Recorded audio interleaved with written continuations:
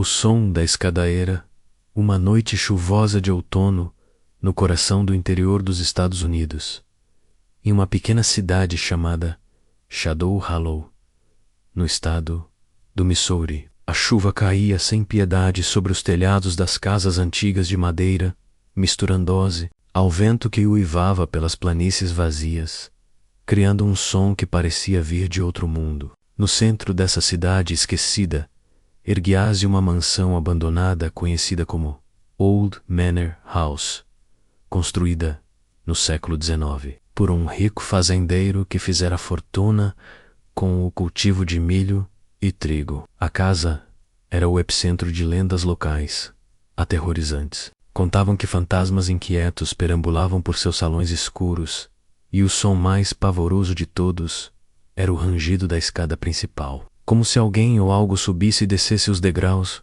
por toda a eternidade, em um ciclo infinito de agonia. Nossa história começa com Anna, uma jovem jornalista de 28 anos, que chegara a Shadow Hollow em busca de material para seu próximo artigo sobre lendas folclóricas americanas. Anna era cética ao extremo, sempre explicando o sobrenatural com lógica científica e racional. Ela alugara a Old Manor House por uma semana, atraída pelo aluguel barato e pela promessa de solidão perfeita para escrever. É só uma casa velha e decadente, pensou ela ao cruzar a porta rangente, carregando sua mala e o laptop. O ar estava saturado de um cheiro de mofo e poeira antiga, e as paredes, forradas com papéis de parede desbotados e rachados, pareciam murmurar segredos há muito enterrados nas profundezas da terra fértil do Midwest. Anna não imaginava,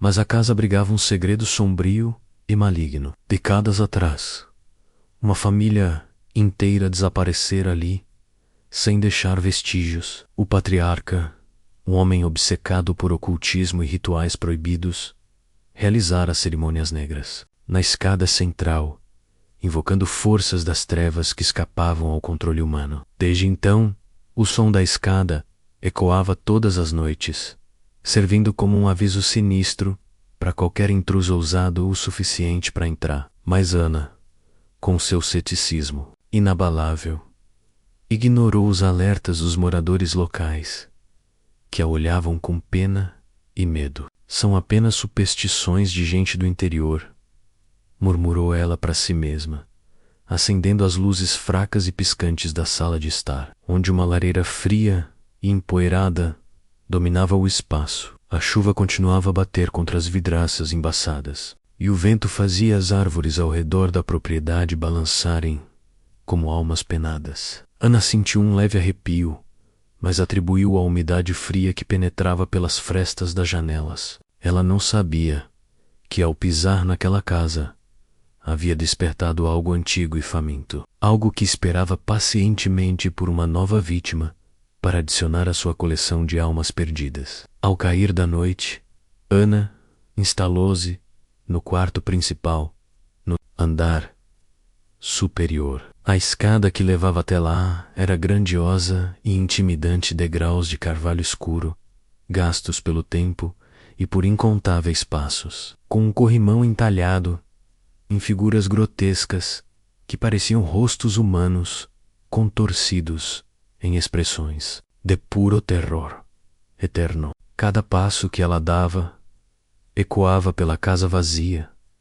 reverberando como um eco distante em um celeiro abandonado. Mas Anna convenceu-se de que era apenas o som natural de uma estrutura centenária se acomodando. Ela desfez as malas, ligou o laptop na mesa de madeira lascada e começou a esboçar seu artigo sobre mitos rurais americanos. Inspirada nas histórias de fantasmas do Velho Oeste e das planícies assombradas, por volta das 10 da noite, com a chuva intensificando-se e transformando as estradas de terra em lamaçais, Anna ouviu o primeiro som estranho, um rangido sutil, quase imperceptível, como se alguém pisasse no primeiro degrau da escada lá embaixo. Ela parou de digitar, inclinando a cabeça para o lado, os ouvidos aguçados. Deve ser a madeira expandindo com a umidade da chuva, racionalizou. Ela, tentando ignorar o leve desconforto que se instalava em seu peito. Mas o som repetiu-se, crec. Agora no segundo degrau, mais claro, mais deliberado. Ana levantava-se devagar, aproximando-se da porta do quarto com passos cautelosos. O corredor estava imerso em trevas, iluminado apenas pela luz amarelada e fraca do abajur ao lado da cama. Olá, tem alguém aí embaixo? Chamou ela, sua voz ecoando pelo vazio da casa. Silêncio absoluto, quebrado apenas pelo tamborilar da chuva no telhado. Então outro rangido, mais alto e ameaçador, no terceiro degrau. Seu coração começou a bater mais rápido, um ritmo acelerado, que contrastava com a calmaria exterior. Ana pegou o celular da mesa de cabeceira e acendeu. A lanterna, o feixe de luz cortando a escuridão como uma lâmina, desceu os degraus devagar, cada passo seu produzindo um eco familiar. Mas o som misterioso havia cessado de repente, deixando apenas o silêncio opressivo. No andar de baixo, tudo parecia em ordem, a sala de estar vazia com móveis cobertos por lençóis empoeirados, a cozinha com armários enferrujados e vazios, a porta da frente firmemente trancada, com um ferrolho antigo. Estou imaginando coisas por causa do isolamento, disse a si mesma, tentando se convencer, enquanto subia de volta. Mas uma dúvida sutil começava a se infiltrar em sua mente racional. Ao deitar na cama antiga, cujos lençóis cheiravam a anos de abandono, o som recomeçou crec, subindo devagar, degrau por degrau, como se algo invisível e persistente se aproximasse de seu quarto. Ana tentou ignorá-lo, fechando os olhos e focando no som da chuva, mas os rangidos pareciam ritmados, quase intencionais, como passos de alguém que conhecia bem aquela escada. Aquela noite, o sono veio fragmentado, atormentado por sonhos vívidos, visões de uma figura encapuzada, subindo os degraus na penumbra, mãos ossudas e pálidas, agarrando o corrimão entalhado, olhos vazios fixados na porta de seu quarto.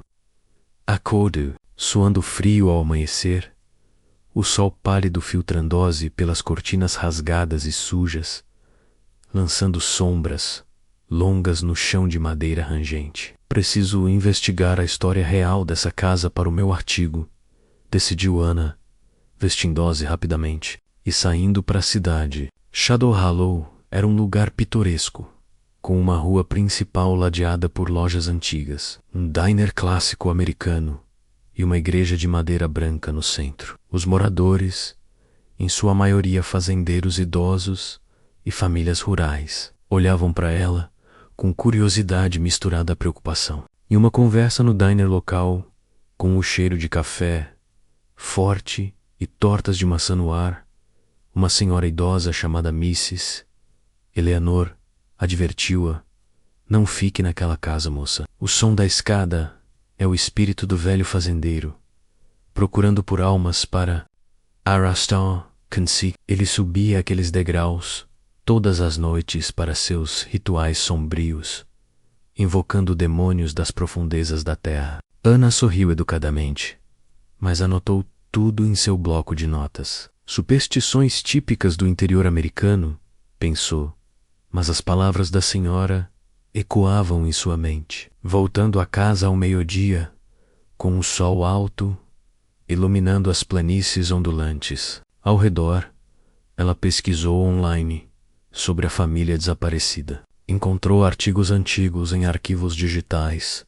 Em 1923, o fazendeiro, chamado Elijah, sua esposa e 2 filhos sumiram sem deixar rastro durante uma tempestade similar. Testemunhas da época relatavam sons estranhos vindos da casa à noite, rangidos, que pareciam passos de fantasmas. Coincidências e histeria coletiva, concluiu Ana. Mas uma semente de dúvida germinava em seu subconsciente, alimentada pelo isolamento da vastidão rural. No segundo dia, com o céu ainda nublado e o ar úmido, Ana decidiu explorar o sótão da casa. Subindo uma escada estreita e empoeirada, Escondida atrás de uma porta no corredor superior, ela encontrou caixas velhas e baús cobertos por teias de aranha, cheios de diários amarelados pelo tempo e fotografias desbotadas de famílias antigas. Pegou um diário encadernado em couro rachado. Era de Lídia. As páginas, escritas com tinta desbotada, narravam rituais ocultos inspirados em lendas indígenas e folclore europeu trazido pelos imigrantes. Invocações a entidades das trevas que prometiam riqueza eterna nas colheitas. Hoje ouvi o som pela primeira vez. Não sou eu subindo, mas algo respondendo ao meu chamado das profundezas. Liase, em uma entrada datada de 1922. Ana sentiu um calafrio percorrer sua espinha, como se o ar no sótão tivesse esfriado subitamente. Guardou o diário em sua bolsa e desceu, tentando sacudir o desconforto. À noite, o som retornou com mais intensidade, como se tivesse ganhado confiança. Creque, creque, agora acompanhado por um sussurro baixo, semelhante ao vento passando pelas frestas das janelas antigas, mas formando palavras ininteligíveis que pareciam chamadas distantes. Ana gravou o áudio com um celular, posicionando no topo da escada, mas ao reproduzir a gravação, ouvia apenas estática crepitante, como interferência de rádio em uma área remota. Alucinações auditivas causadas pelo estresse e pelo isolamento rural. Explicou a si mesma, mas o suspense crescia a cada minuto, cada rangido parecendo mais próximo, como se a entidade subisse um degrau adicional a cada hora que passava. Ela trancou a porta do quarto com a chave enferrujada, mas o som penetrava as paredes grossas de madeira, ecoando como um eco em um silo vazio. Por volta da meia-noite, ouviu batidas leves na porta, suaves como toques de dedos fantasmagóricos. "Quem está aí? Isso não é engraçado", gritou ela, sua voz tremendo ligeiramente pela primeira vez. Silêncio ensurdecedor. Então, a maçaneta girou devagar, rangendo como se uma mão invisível a testasse. Ana pulou da cama, o coração disparado como um cavalo selvagem nas planícies. A porta estava trancada, mas a maçaneta continuou a se mover sozinha, para frente e para trás, em um ritmo hipnótico. "Isso não pode ser real. É só o vento ou a casa se movendo", murmurou ela. Mas o terror genuíno a invadiu, fazendo suas mãos tremerem ao acender a luz. No dia seguinte, sentindo-se abalada, mas determinada, Ana convidou um amigo, Peter, um fotógrafo cético como ela, que morava em uma cidade próxima, para ficar na casa e ajudá-la a investigar. "Vamos desmascarar essa bobagem juntos? Pode ser. Material ótimo para o artigo", disse ela ao telefone, tentando soar confiante. Peter chegou ao entardecer, com sua picape velha chutando poeira na estrada de terra, trazendo câmeras digitais, gravadores de áudio e sensores de movimento. Eles montaram uma vigilância improvisada na escada principal, posicionando os equipamentos nos degraus e no corrimão. Se for um rato, vento ou até um vizinho brincalhão, vamos descobrir rapidinho, brinco Peter, ajustando as lentes com um sorriso. Mas naquela noite, com a chuva voltando a cair em lençóis grossos, os sensores dispararam por volta das 11 horas.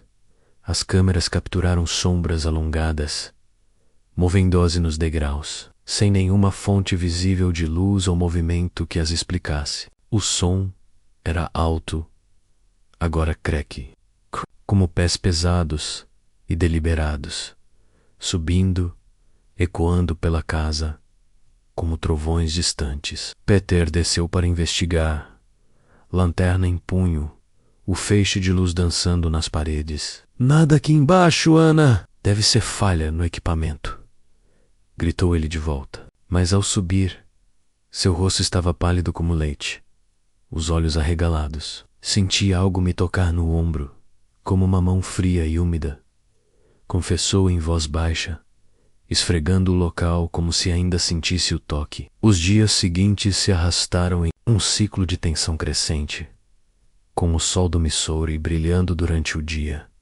mas as noites trazendo um véu de medo. Anna mergulhava nos diários de Elaida, descobrindo que ele invocara um demônio conhecido como The Climber, uma entidade antiga que se manifestava através de escadas, simbolizando a ascensão ao inferno ou a descida à loucura.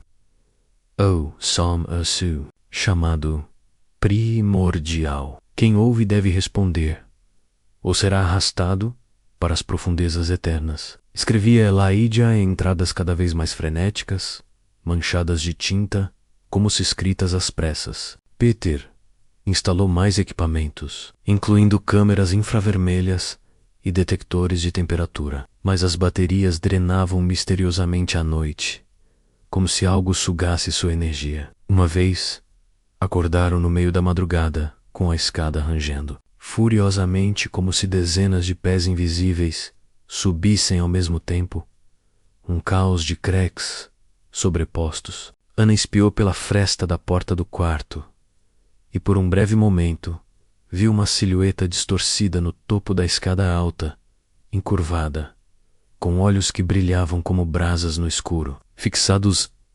diretamente nela. O suspense atingia níveis insuportáveis quando, durante uma exploração diurna, encontraram marcas de unhas profundas nos degraus de madeira, como se algo tivesse sido arrastado à força escada acima ou abaixo. Essas marcas são recentes.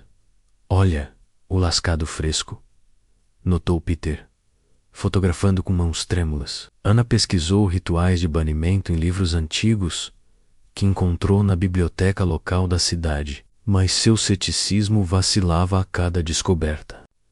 Isso é for real, Peter. E se estivermos lidando com algo além da ciência? Perguntou ela, a voz baixa enquanto o sol se punha, pintando o céu de tons vermelhos sangrentos. Na quarta noite, o som mudou de padrão, agora descendia, degrau por degrau, como se algo viesse buscá-los das profundezas da casa. Batidas nas paredes ecoavam como marteladas em um caixão, e sussurros chamavam seus nomes, Ana, Peter, ecoando em tons graves e distorcidos. Eles se barricaram no quarto, empurrando móveis contra a porta, mas as paredes tremiam como se vivas. Peter tentou filmar o fenômeno, mas a câmera quebrou em suas mãos, a lente estilhaçando sem motivo aparente. Decididos a pôr um fim ao pesadelo, Ana e Peter prepararam um ritual inverso, baseado nas anotações criptografadas dos diários de Elaida. Acenderam velas pretas na base da escada, recitando palavras antigas em latim, misturado com dialetos indígenas, o ar enchendo-se de um cheiro de enxofre e terra úmida. O som intensificou-se, imediatamente craque, agora acompanhado por risadas guturais e baixas, como gargalhadas de um louco, ecoando de um poço profundo. A entidade se manifestou em toda sua glória aterrorizante, uma forma negra e amorfa, subindo os degraus devagar, o ar ao seu redor gelando como o vento invernal das planícies, cristais de gelo formando-se nas janelas próximas. Ana sentiu garras invisíveis roçando sua pele, deixando marcas vermelhas que ardiam como fogo. Cora, Anna, gritou Peter, mas a escada parecia se estender infinitamente, os degraus multiplicando-se em um labirinto ilusório, o corrimão pulsando como veias vivas. No clímax do confronto, eles enfrentaram o espírito atormentado de Elaida, fundido ao demônio que ele invocara. Eu chamei as trevas para enriquecer minhas terras, e agora pago eternamente com minha alma, sussurrou uma voz rouca e espectral, ecoando pela casa. Com um último esforço desesperado, Ana quebrou um amuleto antigo, encontrado no sótão pingente de osso entalhado com símbolos proibidos, liberando uma onda de energia que baniu a entidade de volta às sombras. O som parou abruptamente, deixando um silêncio ensurdecedor. O amanhecer chegou, e a casa estava em paz pela primeira vez em décadas. Anna e Peter saíram correndo, deixando para trás a escada amaldiçoada e a Old Manor House. Mas em noites chuvosas no interior do Missouri, os moradores de Shadow Hollow juram que o som retorna, sutil e persistente, esperando pelo próximo ouvinte incauto para recomeçar o ciclo de terror.